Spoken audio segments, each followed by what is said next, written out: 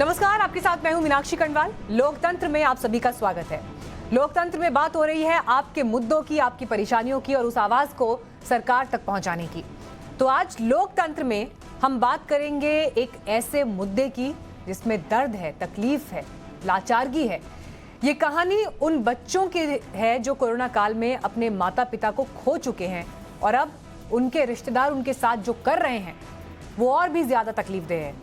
इसके बाद लोकतंत्र में आज दूसरा मुद्दा होगा, आखिर स्कूलों में क्यों तांडव मचा रहा है कोरोना। इसके अलावा बात कुछ और मुद्दों की भी होगी जिसे लेकर आपको डिटेल्ड रिपोर्ट हम दिखाएंगे। शुरुआत करते हैं मध्य प्रदेश के साथ। तो आज जो खबर हम आपको दिखाने जा रहे हैं वो देश के उन बच्चों के लिए है जिन्होंने कोरोना काल में अपना सब कुछ खो दिया है। इन बच्चों के सर से उनके माता पिता का साया उठ गया। इन बच्चों के लिए आखिरी सहारा इनके परिवार के लोग थे, यानी रिश्तेदार। लेकिन इन रिश्तेदारों ने भी इन बच्चों को लूट लिया। केंद्र सरकार, राज्य सरकार सभी ने कोरोना काल में अनाथ हुए बच्चों के लिए योजनाएं तो बनाई, लेकिन इसके बावजूद कई ऐसे बच्चे हैं जिन्हें उनके रिश्तेदारों ने ही ठग लिया। और आज आपको हम ऐसे ही बच्चों की कहानी लोकतंत्र में दिखाने जा रहे हैं।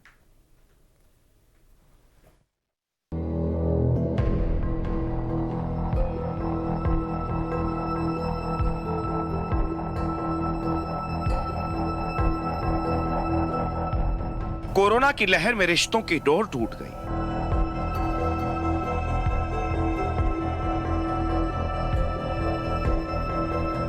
बीमार शख्स अकेला जिंदगी से जंग लड़ता हुआ चल बसा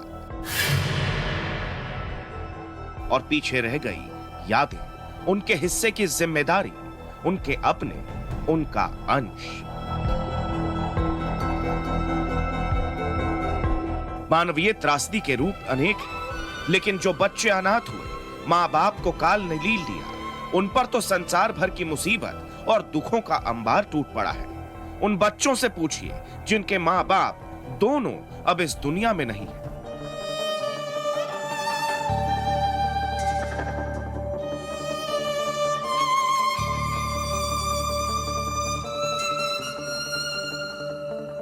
ऐसे भी हैं जो दूसरों की तबाही को अपने लिए अवसर की तरह देखते हैं। उनकी आंखें टिकी रहती हैं। कोरोना में मरने वाले मां बाप की संपत्ति उनके बच्चों की है, बच्चों की, और जो रिश्तेदार उन बच्चों की सलामती का जिम्मा उठा रहे हैं उनकी है। लेकिन कुछ अनाथ बच्चों के साथ उनके ही रिश्तेदारों ने धोखा कर दिया। मां बाप ने जो संपत्ति छोड़ी थी, जो मकान बच्चों के लिए बनवाया था, बेटी की शादी के लिए जो जेवरात बनवाए थे, वो सब लूट गए।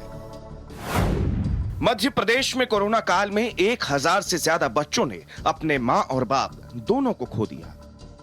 इन बच्चों का अब अपना कोई नहीं है, कुछ नहीं है, सिर्फ और सिर्फ सरकार है। और मां बाप जो कुछ छोड़कर गए थे, बस वही बचा था।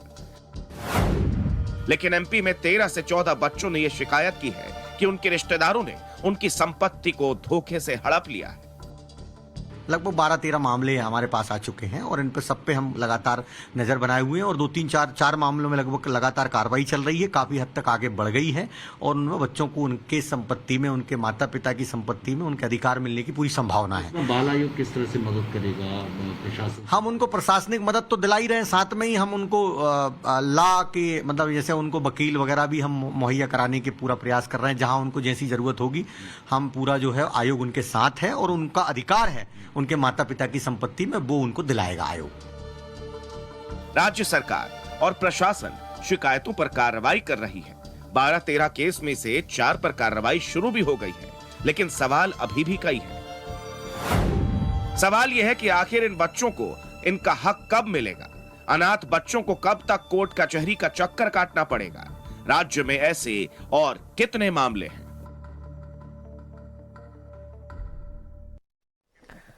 और इस वक्त यही बड़ा सवाल है। लेकिन इस बीच एक और